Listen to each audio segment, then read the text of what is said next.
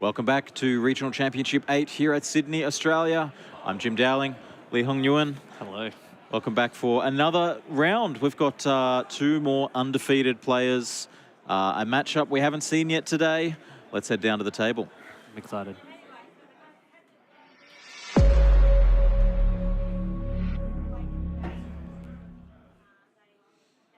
All right, two players we haven't seen yet today. Sebastian on the right here, Dylan on the left. Sebastian playing Eldrazi Ramp and Dylan playing Amulet Titan. I'm just going to point it out now and say this. I feel like Amulet is one of the hardest decks to play in Modern. I mean, Breach is definitely a very popular deck, but Amulet, oh, mate. Amulet is...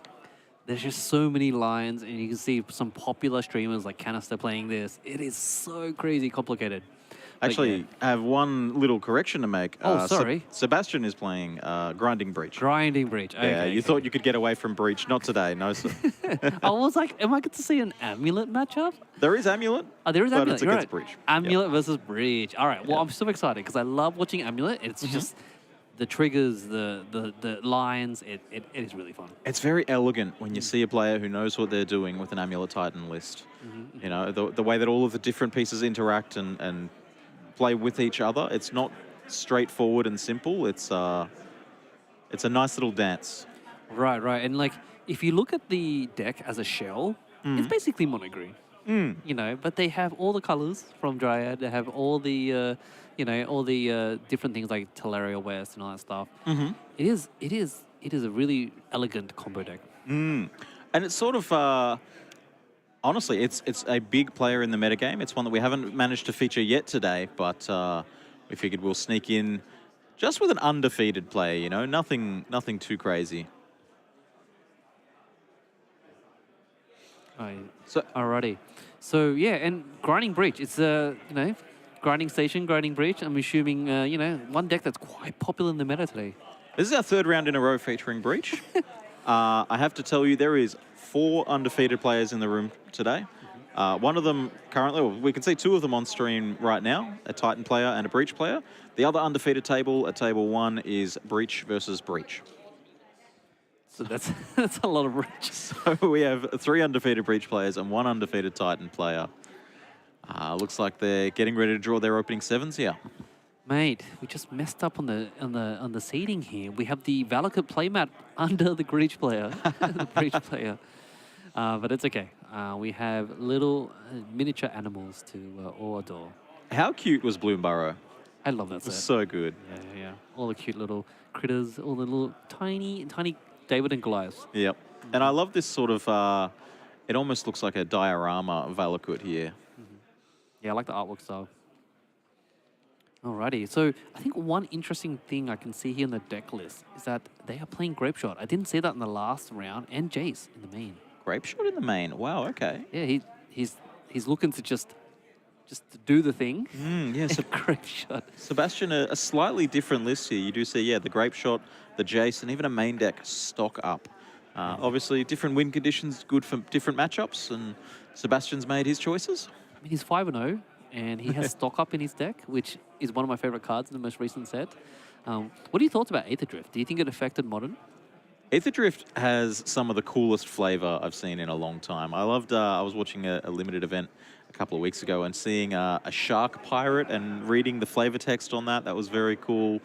There was quite a few cards that are just sort of like, we're going to make this concept into a card and figure out what the mechanics do later. yes. And I mean, a lot of cool references, a lot of references to Mario Kart. There's like the monsters coming out of the ground. There's like Akira, the Japanese anime. But yeah, for me personally, I love artifacts. And we got a lot of good artifacts out of that set. Yeah, a lot of vehicles which are, obviously not quite statted well enough to see Modern play, but they'll definitely see a lot of play through Standard. That's going to be a fun format over the next few months. Oh, yeah, exactly. And I actually started getting back into to Standard because Standard's actually fun again. It was great. It was great. Well, the next regional championship is Standard. Fantastic. So, you see me there, I'll be in the top 8.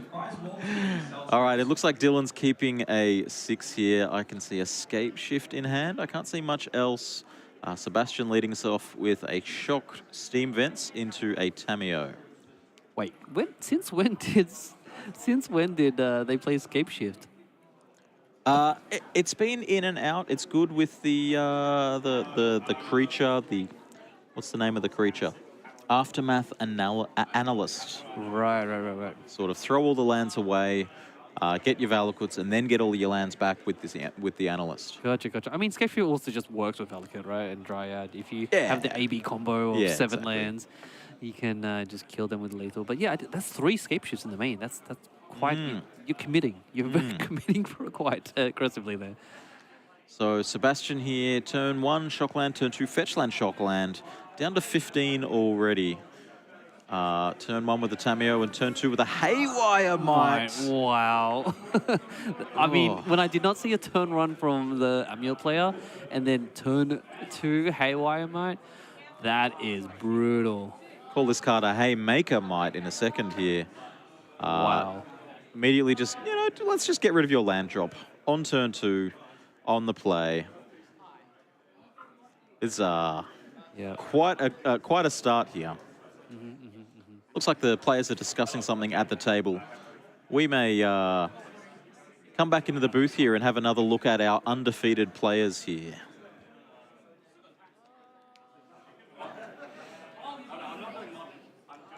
Welcome back. We have, as I mentioned, we have 4 undefeated players. We have Zen Miyaja-Thorn, who was seen last round playing Breach. Nathan Basser, we saw him in the previous round playing Breach. Yeah. And then the 2 players we have down at the table now, Sebastian playing Breach and Dylan playing Amulet Titan. Yeah. Lots of combo. Lots of combo. And maybe that's why the scape shifts are in the main deck here. If you're expecting a lot of Breach, a lot of this sort of non-interactive combo deck, then maybe scape shift is the fastest way to win that you can find. Yeah, but I mean, you do have the grazers, right? You have the way to cheat in lands quicker. But yeah, I guess you just want to go as fast as you can. Yeah, we see a Mycosynth Garden here on turn 2, even though it looks like turn 1. Turn 2 for Dylan. Very cute, kawaii Eldrazi spawn there. We're also going to have to... did the Malevolent Rumble gain life? Is that a thing that it does? No, it does not. It reveals 4 cards, and then you put a permanent in your hand. So we're going to have to double check on Sebastian's life total here then. There was a Shockland and then a Fetch and a Shockland, which should put Sebastian at 15. Looks like we'll get onto that in a second. But do we know what the Malevolent Rumble took, or was that while we were slightly off camera? I think it took a land, but you can get that checked. All right, and it looks like just another land for Dylan and nothing else to do here. Looks like maybe a little stress on colours. Might have been really leaning on the Urza Saga. The Haywire Might was the life gain source there. Right. Turns out the players know better than we do. Yeah, they can read the cards, eh? They put them in the deck, so I hope they know what they do. So, yeah, Mycosynth Garden and Urza's Cave, the lands in play here for Dylan. I'm wondering whether green mana is a problem here. Right. I mean, yeah, he didn't have it for the Urza Saga. I guess technically Gardens can make green, because he can filter for green. But normally an Amulet player wants to see a turn 1 Grazer, turn 1 Amulet, or Vigor. There's a lot of plays in turn 1, but I guess he did get Strip Mined. That and a mulligan to 6. Yes, mulligan to 6. So we're going to see Dylan putting together the best that he can with the resources he's left with. I can see a Breach in Sebastian's hand here. I can't see any 0 costs in the graveyard, though. No Moxen were milled over with that Rumble. But as we've seen from this deck in the last couple of rounds, the game can end very quick with this Breach deck. Yeah, right. And they also have different avenues. They don't only just need a combo. They can just make Saga tokens. They can win with Thassa's Oracle. I mean, Jace, World of Secrets. Lots of different avenues. Very powerful deck.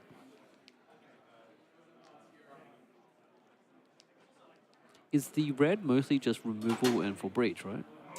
In the Breach deck, yeah, it should just be, if you are playing a Grape Shot, it may cover that, and then some sideboard options, Fire Spouts, Flames of Anure, Unholy Heap, but in the main deck, primarily just the Breach, yeah. Yeah, got to play the card. All right, finally, turn 3, here we see a Burgeoning. Spelunking. Spelunking. Yeah, Spelunking.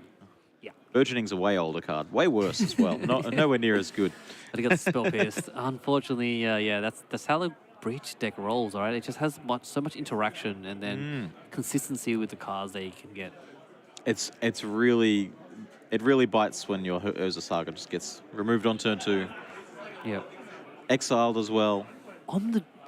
He was on the draw. Yeah. Yeah, that's so. Oh, Yeah. that's Have so you rough. ever had someone cast Sinkhole against you? This is probably what it feels like. You know. Yeah, it's sinkhole in colorless and green. Yeah, that's unfortunate. But I think the reason Amulet players will play Saga turn 1, because normally you play them turn 2, right? So you can make a bunch of constructs and have backup and stuff. Is that they want to get Amulet of Vigor in play as fast as possible. So if you play turn 1, by turn 3 you have an Amulet and you float some mana, and you go off, you go crazy, you play all the big spells, you play in big mana. Yeah, Amulet is definitely. I mean, that's the thing. The Amulet in Dylan's hand was in that Urza Saga. Exactly. Yeah. Right. It all comes back to that Urza Saga. I mean, I wouldn't say every man and their dog are playing Haywire Might in the main. It makes sense with Saga, you can fetch it, but having it in your opener... That's exactly right. You're not expecting your opponent to just have it naturally on turn 2. You know, if they Saga it out, sure, but by that time you've already done some work with your Saga. You've tapped it for mana at the very least, maybe you made a construct. And if yours was in play first, you've already gone for the sacrifice and chewed it already. Yeah, and very heads-up play there from Sebastian, because he could have played at turn 1, but of course he valued the better play, which is playing Tamiyo. And then seeing the Saga, he's just like, oh, I just got to take this line. I'm looking in Dylan's hand here. I think I see 2 green-white lands and a Titan. That might be 2 Titans, actually. Yeah, the Spelunking would have allowed him to put in another land, draw a card as well. You draw a card and get to put in an extra land, and it comes in untapped. And this is kind of the tech that Titan players have made. You know, it's been a while now, but like, it just gives you more access to untap effects, you know, inside the deck, because they have so many bounce lands that come in. So, if you're in Sebastian's seat here, is there any permission you need to play around, or can you just sort of go crazy here and play out anything you want to? I have a feeling you're just going all in. Like, I mean, I don't think, because you're worried about them playing the big Titans and ramping the way up, but you essentially are just trying to stop anything that will allow them to get faster with lands. Because the Breach player, I don't think they have many... you know, apart from the Spell Pierce that we saw earlier and the Spell Snare, I don't think they can really interact, right? You know, obviously you're not using the Haywire Might to eat their land. That doesn't happen that often. So we see here playing the Breach to replay the Rumble from the graveyard, and the Rumble flips over Mox Opal Grinding Station. And we don't need to go through the motions. We've seen it in the last round, so we're in the round before that. We know that with that combination of cards, you know, a zero-cost artifact, a Grinding Station, and an Underworld Breach, we're going to the sideboard. Yeah, I'm glad these players are respecting and not making us watch the whole entire Breach combo. For game 2, sure, but you know, game one, let's, yeah. All right, so looking at the sideboard, if you're in the Titan player, you know, as the player that just lost game 1, you've got a few options in the sideboard here. I'm seeing a Bajuka Bog. Of course, there's a lot of ways to tutor for it. Boseiju Who Endures, a Force of Vigor, even an Otawara could be disruptive at the right time. But I'm also seeing 3 Collector Oof. Right, Collector Oof being a MVP in this matchup, because not only does it annoy all the artifacts on the other side of the table, but it also is a 2-2 beater. You know, it puts on a lot of pressure. Now, obviously they have Tamiyo, but they're not really trying to defend with Tamiyo. You generally want to get that value. But I think one thing I'm really excited to see is that the Amulet player is playing a one-off Green Suns, which I honestly have not seen enough Green Suns in Modern. You know, can't bring back the Maverick. Yeah, I mean, they unbanned it. You know, surely it's good, right? Not every unbanned card can be Bitter Blossom. But oh man, you touched my heart. Now, if you're in the Breach player's seat, and you know that the Titan player has 3 Collector Oof, what are we looking at here in the sideboard? I'm seeing a Fire Spout. I'm seeing a couple of Dress Down. I'm seeing Unholy Heat, which is probably not going to make the cut. Dress Down serving double duty, you know, turning off an Oof for the turn, and also, like, countering, you know, removing the ability from a Primeval Titan as it's looking to enter play. For sure, for sure. I think Dress Down is really good, and I don't really see the grinding breach player trying to beat down its Saga tokens, right? So I think the dress down has more value on the breach side than it does on the amulet side, because a lot of their abilities are ETB, right? You can play it in response to a Dryad trying to do something, right? Or a Prime Time or a Grazer if need be, really urgent, right? But yeah, but Unholy Heat technically, which is not good value, but you can kill a Prime Time, but they've already gotten the land, already got the land by then. Yep, Delirium does make that card deal exactly 6. That Yes, is yes. exactly the size of a Primeval Titan. So I feel like Nature's Claim has such powerful MVP here because, maybe even Beseiju, because Nature's Claim kills Dryad of the Elysian Grove. Sure. And Urza Saga. Right, right, right. Oh, don't do that to me And again. God forbid it kills an Amulet of Vigor. Yeah, yeah. But Okay. do you really want to give them 4 life? I think 4 life's okay. I think we can deal with that. Right, right, right.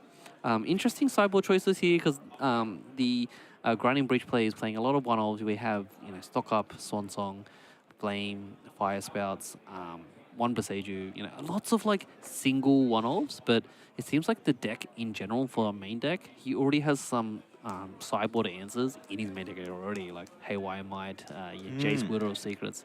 Yeah. Yeah, I mean, that's the thing with playing Urza Saga. You sort of get these toolbox cards that you can play in your main deck. Yeah, Soul Guide Lantern. We saw an Ether Spell Bomb in a previous round as well. So lots of opportunities. On the other hand, though, I mean, both of these decks are Saga decks.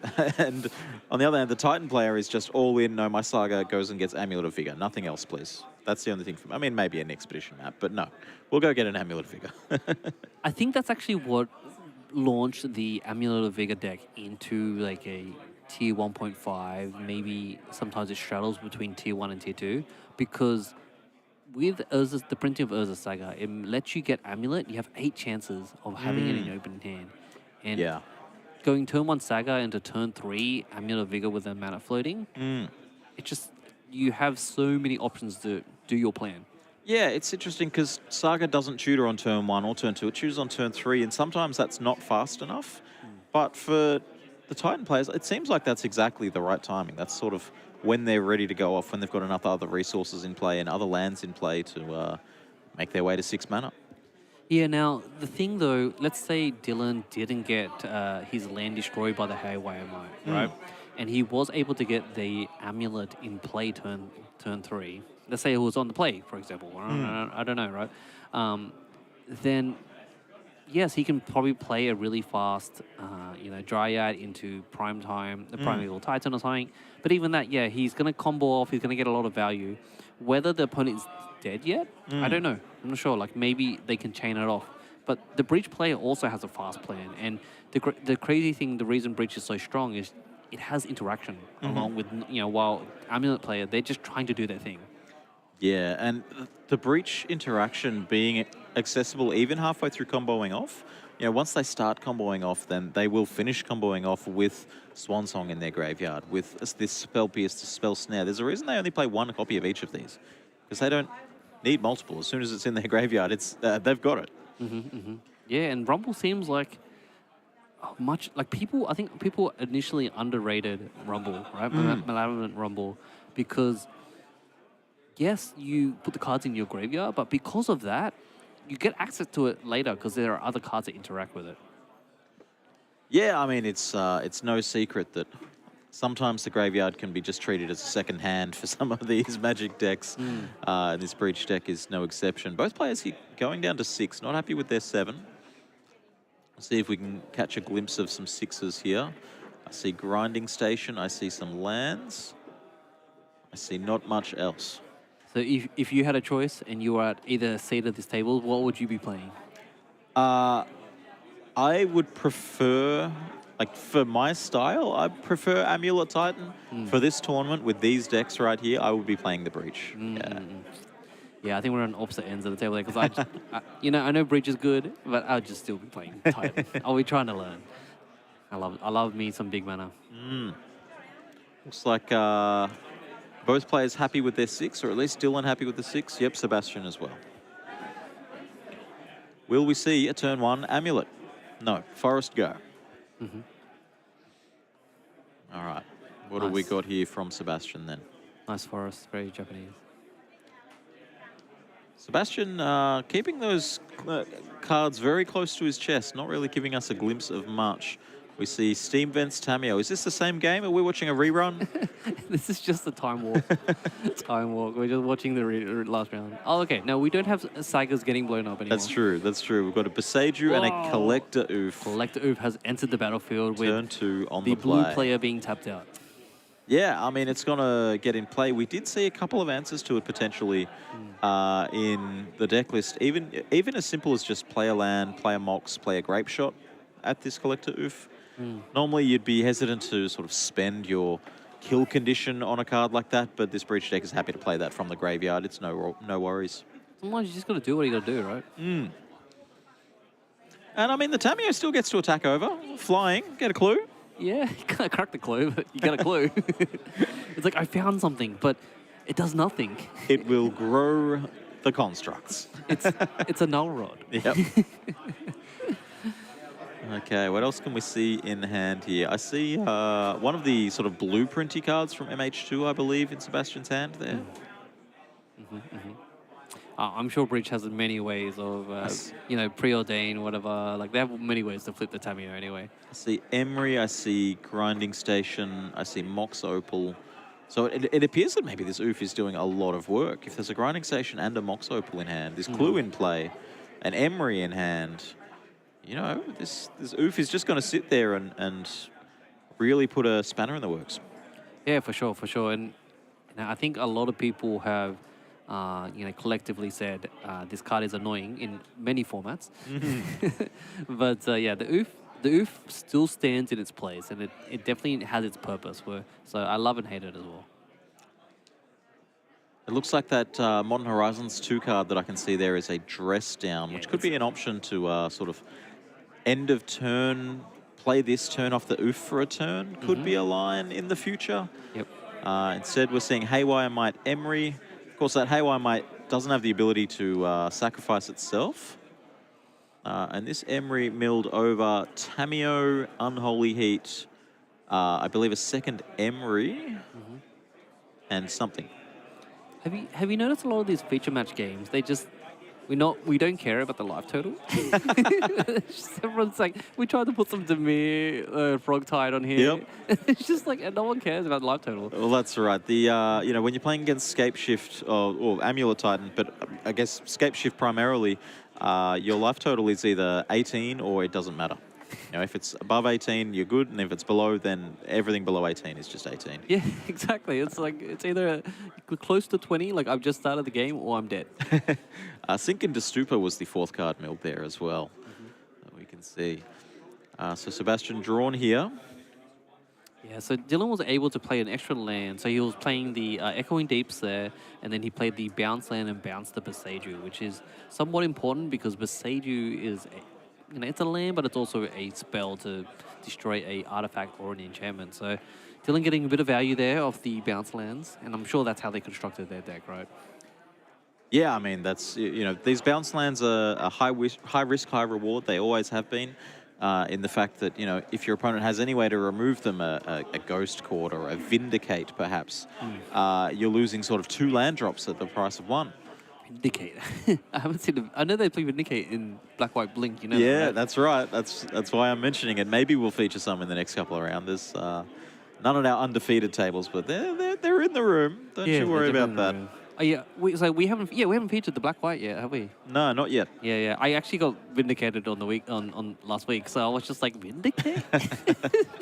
Brutal. Yeah. But yeah, you sort of lose 2 land drops when someone hits one of these lands. But the flip side of that is if you can untap it, Amulet of Vigor, for example, you're getting extra mana out of that activation. So yeah, a little bit of a grindy, slower game at the moment, where I think we're into turn 4, turn 5-ish now. And, we're just seeing Tamio building clues. And, nothing too crazy at the moment. Yeah, this does look exactly like, holding up 1 and a blue here. I would suspect very strongly an end-of-turn Dress Down with an untap and see what we can do. If not this turn, then, in the future, for sure. Yep.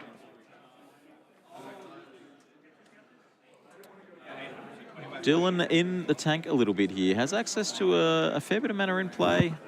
And a Dryad as well.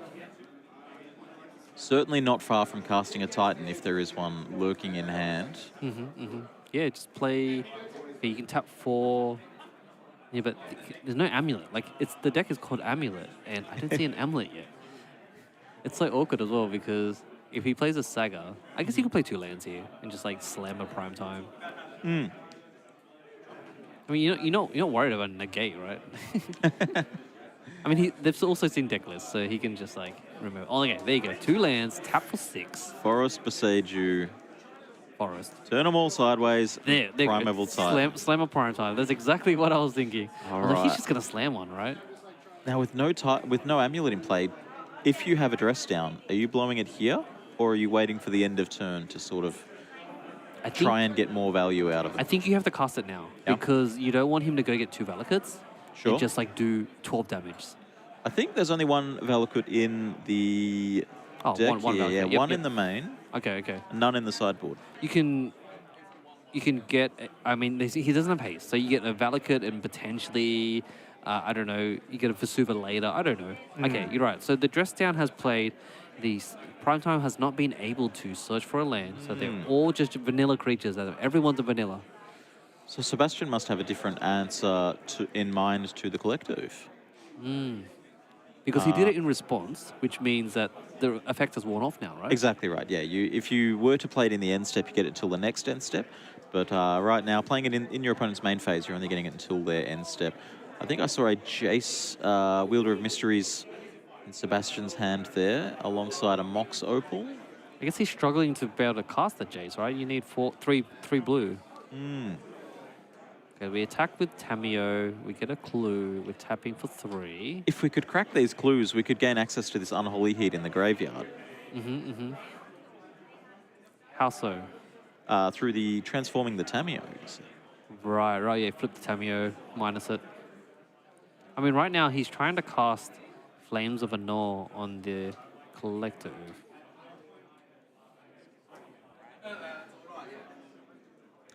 Are we? I think we reversed. we kind of went backwards. I looked away to look at deck lists and Yeah. okay.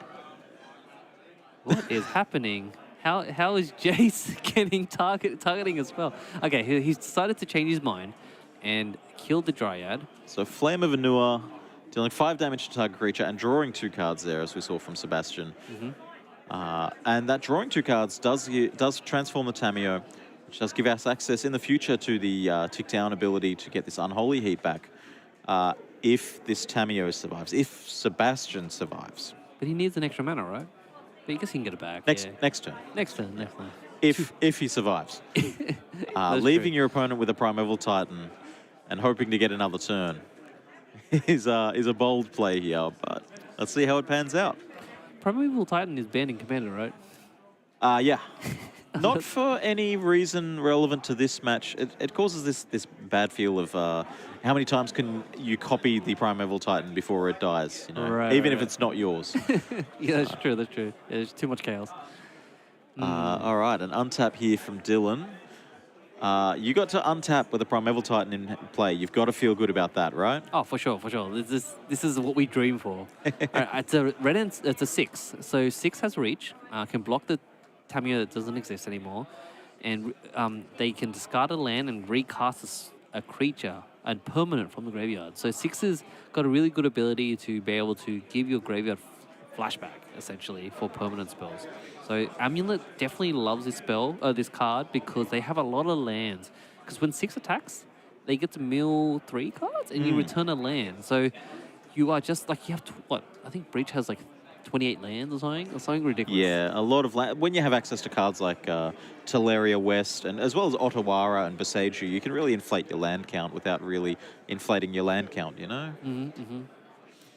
Yeah, and for some reason, a lot of the creatures in this deck, they all just have 4 toughness or more. I mean, maybe that's intentional. Maybe, you know, Modern has certainly been defined by Lightning Bolt at various times over the years. But you're saying you plan your deck list? It's crazy, Jim. Yeah, I don't just throw together 60 cards without looking at what my opponents are likely to be doing first. You know. Yeah, I think thinking like 30, 32 lands, which seems like a very, very themed land deck. All right, so just the Primeval Titan coming in, attacking at Tamio. Yes. With a trigger, of course, going to find any 2 lands from the deck. They're going to come into play tapped. What lands you thinking about, Jim? I think Valakut, and give me a minute here to think. And I think Simic Growth Chamber or Breeding Pool, maybe. Yeah, I think That's what I would go with personally. Yeah, Yeah. yeah, I guess the Simic because he. No, wait, hold on. He bounced the Valakut?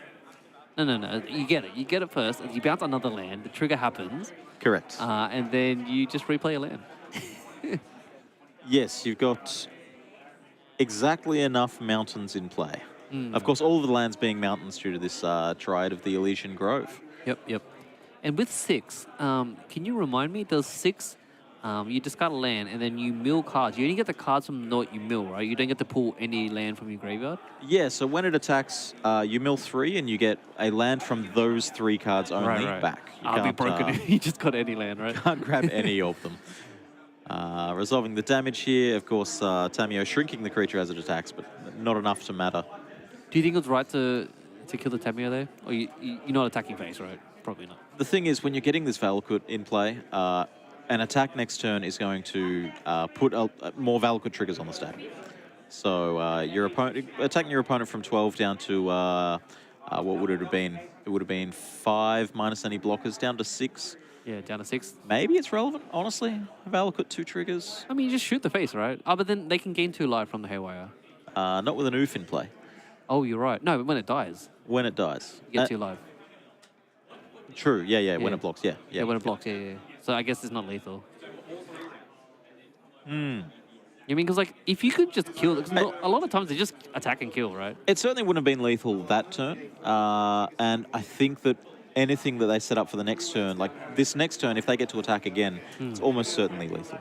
I know, but I'm just thinking about this. Like, I know the Dryad just got cast, right, because of the the 6, right? They just attack with everything. Like, who cares about the Haywire Mine? It's a 1/1. Just attack with everything and shoot all the triggers at their face, and then just go in, right? Yeah, I think this may be the sort of safer, more disciplined line. You don't want your opponent to pop off with an Emery next turn. You don't want the Tamio to rebuy, say, that Unholy Heat, maybe with some Delirium. We joked about it in the intro about Unholy Heat being able to kill a Titan, but very relevant in the game here. And we see Surveilling an Underworld Breach into the graveyard. Yeah, right. Thunder, yeah. That Collector Oof, once again, making a statement. But even then, the Collector Oof could have been dressed down away. There's just no 0 mana artifacts. I mean, there's clues, but yeah, you're right. There's clues. There's no mana, right? There's no mana. Yep, no Mox. No Mox. Oh, wow. So many Moxons in this deck. There's 8 Moxons, right? But there's a Mox coming in off Urza's Saga. Right. Forgot about that. I'm not experienced enough to know whether there was lethal there. I'm sure that many of our viewers at home would know that there is lethal or there isn't lethal. If you can rely on anyone to find lethal, it's the viewers at home. Yeah, it's Chad, isn't it? Yeah. Chad always knows. They're actually mostly right most of the time. Yeah, they're always right, actually. But Sebastian choosing to mill the Underworld Breach, Urza's Saga up a Mox Opal. It's definitely online right now. 3 clues itself and the Haywire Might. Not that it can tap for mana anyway. I still find it funny that the Amulet player doesn't have the Valakut playmat.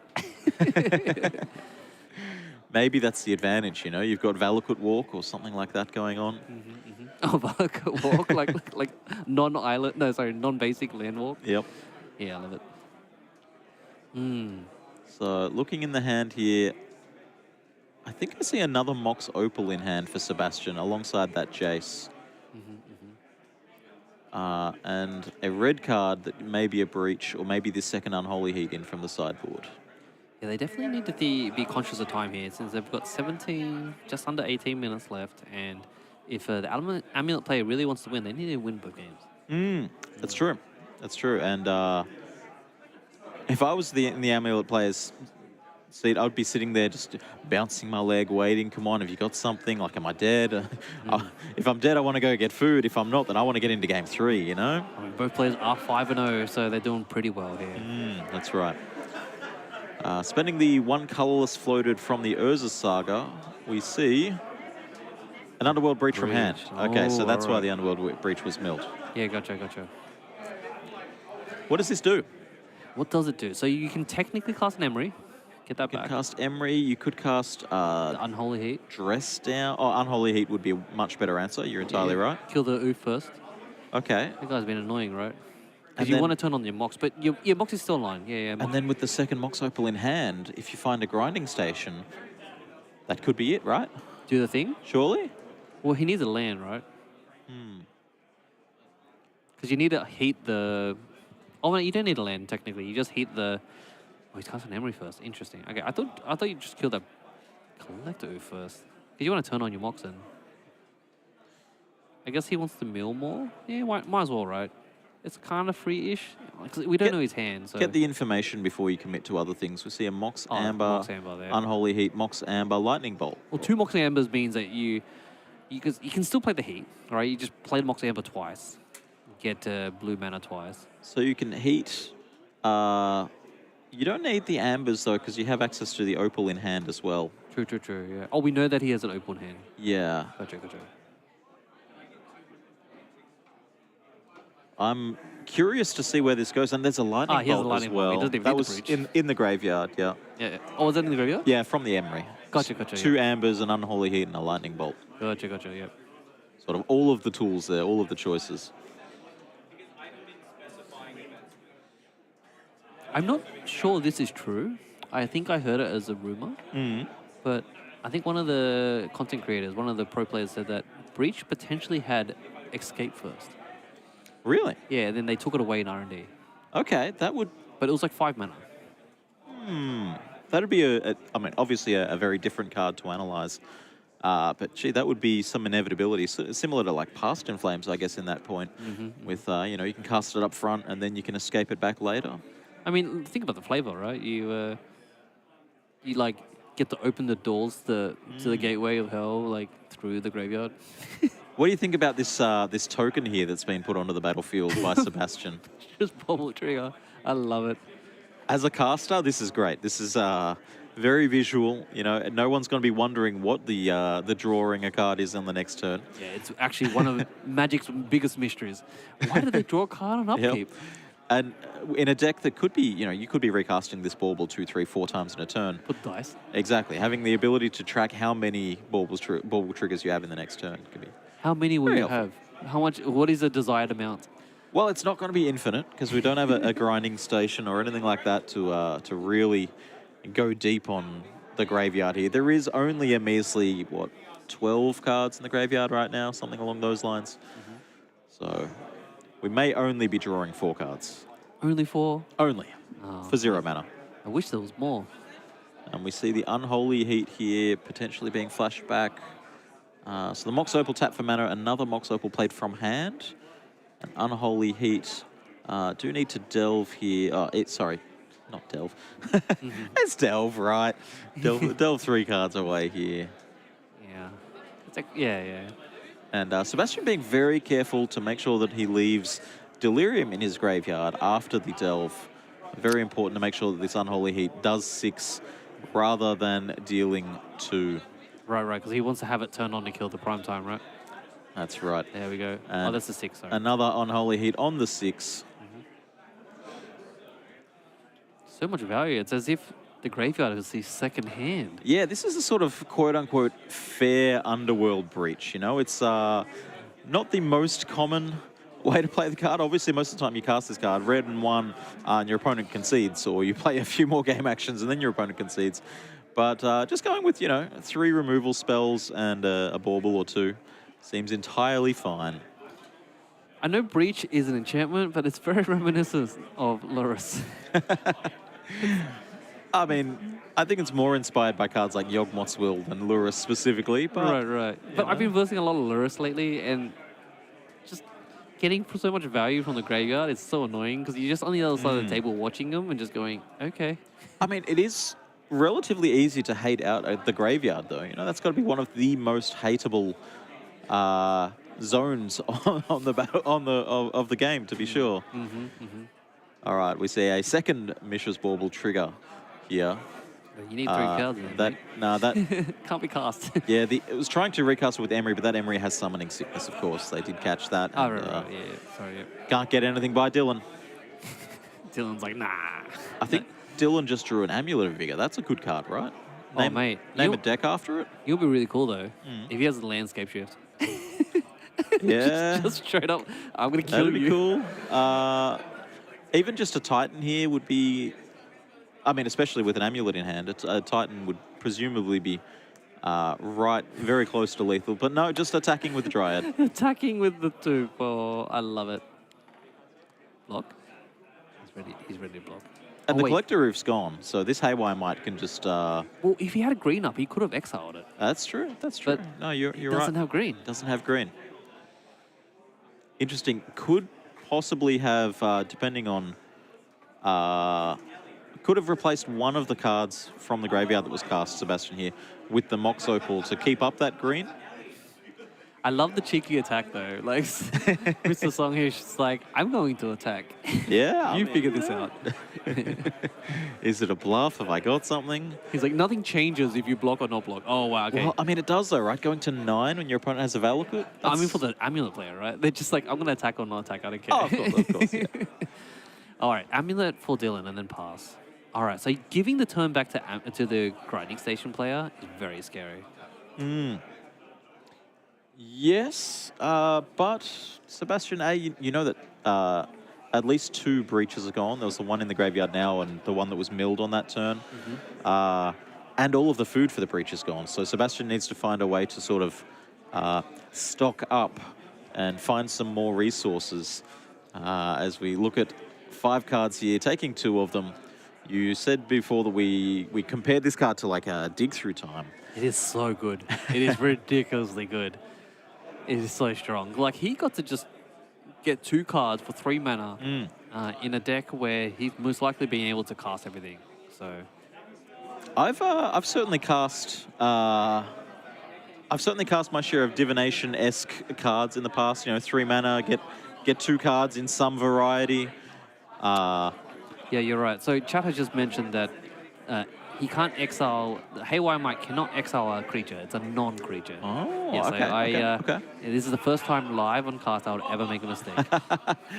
So the Haywire Might exiling the Amulet and being replayed by this Emery, just insurance against anything that could go wrong here. And Sebastian didn't change the state of the board at all there, aside from removing the Amulet. You know, didn't improve his own board at all there. But Is that a Grazer? What is that card?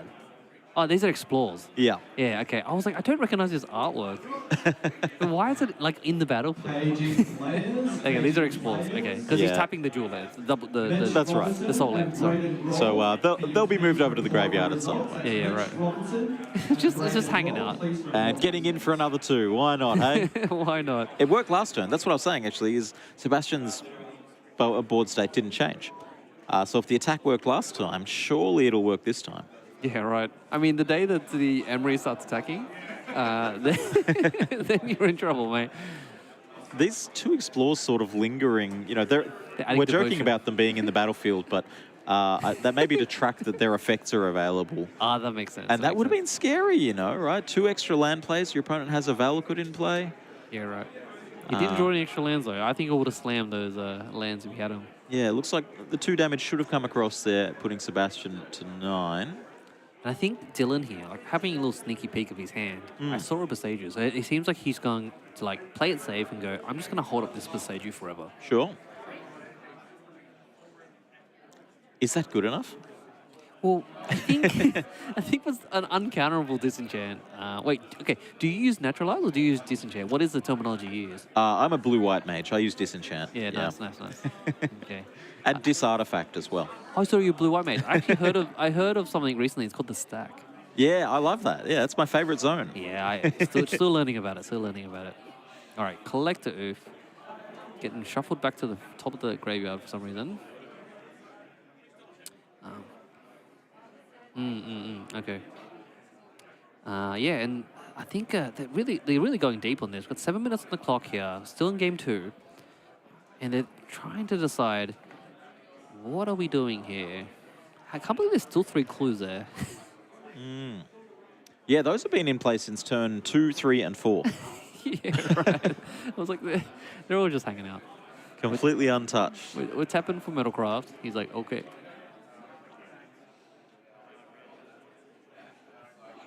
And I mean, those clues could become relevant any second now if an Urza Saga comes off the top, for example. All right. What are we doing with this Mox Opal, this island?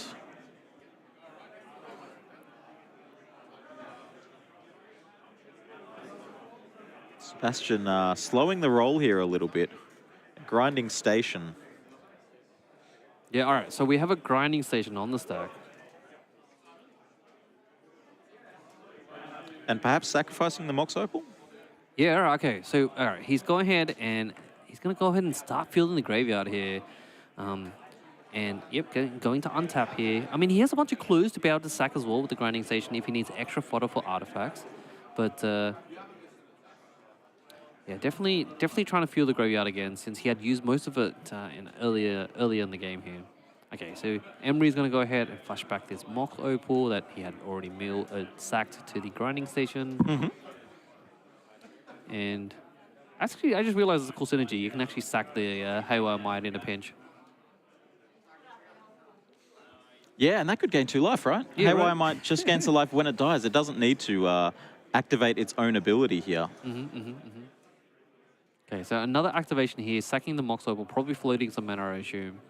And I think he's just trying to find some answers, right? Because wait, I don't know what he's got in his hand. I'm assuming he has some sort of Underworld Breach here. Yeah, I can see the Underworld Breach in his hand. Well, he has at least the Jace Wielder of Mysteries. Mysteries, right. So even if you don't go for a combo line, just, sacrificing these clues and this Haywire Might, you could get yourself close to an empty library just naturally. Yep. And the Mox Opal giving, of course, all the manas that you need, all the different colors. Okay. And we're going to see Underworld Breach in the first card. This is actually a cast to heads-up the play. Underworld Breach is an Underworld Breach. You mentioned that Boseiju lurking in hand. I believe that Sebastian knows about it. I believe that Dylan bounced that to one of those Simic Growth Chambers on an earlier turn. So Sebastian choosing correctly to play around the Boseiju in hand. Right. It's a heads-up play. I've seen a lot of people do this because it just gives you insurance that with the first breach, you cast a second breach, and you'll basically always have a breach in hand. So I think the only way to get around that is like a Force of Vigor, maybe, with both breaches in hand, in play. Sure, yeah. But at that point, you probably already destroyed something else. Yeah, very tricky decision here for Dylan because he needs to figure out. It's really hard about destroying the grinding station, for example, because it just gets recast. Yeah, so we've got to look at what's in the graveyard. We've got 2 Mox Opals and 3 cards each for those. So there's 2 quote-unquote mana available in the graveyard there.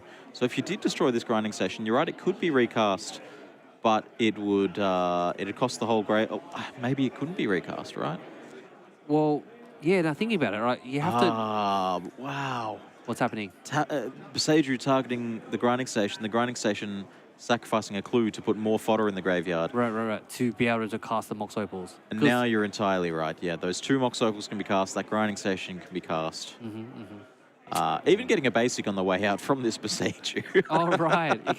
Is it untapped? I'm pretty sure it's untapped, right? Yeah, you just get it untapped. Yeah. Yep, just get a shock land, pay the 2 life for that. Down to 9 again.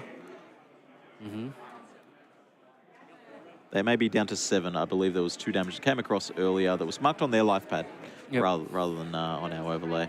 Mate, more people need more ley lines. No more ley lines of the void. Yeah, I've been watching today and seeing all of these breach decks. You're right, Leyline of the Void is the solution. Let's just get that card back in the metagame, right? Do they bounce it? They have flood more, right?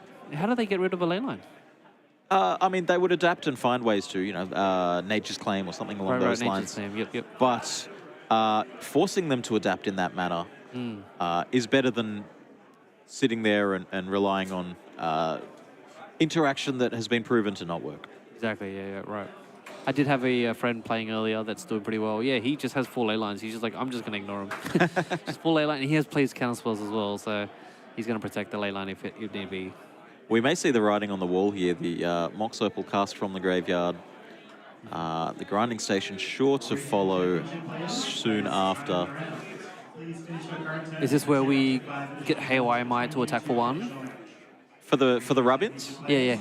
For the BMs. I think that would be very, very classy. Honestly, an attack for 1 here from the Haywire Might would be the finishing touch on quite a game here from Sebastian. Nice. So Mox Opal tapping for 1, grinding station being cast from that, and the breeding pool. Yes, that coming over the gave him mana. Yep. Yeah, you're right. Not necessary for this. You know, there was the 3 extra cards in the graveyard to recast the second Mox Opal. You know what the answer to Leyline would be? What? Haywire Might. It's in play. Right, it's already in play. But you'd only get to do it once. Because you'd True. sacrifice it, it'd get out of there. They wouldn't get the 2 life. Right. Oh, because the ley ley line line. is stopping the grave. And there's a grape shot in the graveyard there. Sebastian points to it and says, that'll be that for us. No, that's all she wrote. And even if the grape shot wasn't enough, there was a Jace Wielder of Mysteries in hand. Yeah, right. Jace. Never heard of that character. All right, let's bring us back into the booth here. Welcome back, Regional Championship 8 here at Sydney, Australia. We're entering the late afternoon here. It is almost 5 o'clock. The players are getting hungry. We've played 6 rounds of Magic. At high level. This is regional championships. Yeah, especially the best of Australia and New Zealand. Especially if you're playing a deck like Breach, which is taking... that took 50 minutes bang on to finish the whole round. That's a long time to be actively making decisions and thinking about your play. So these players are going to be tired, they're going to be wary, and maybe they're going to be a little sloppy coming into these last couple of rounds. I'm hoping to see some car crashes. Oh, right. Well, car crashes can happen, but those undefeated players can potentially just die. I didn't draw in the top 8, but yeah, I agree. I think some car crashes would be something that that could happen soon, and yeah, it's going to be some spicy content. Yep. Well, that's it for round 6. We'll be back soon with round 7.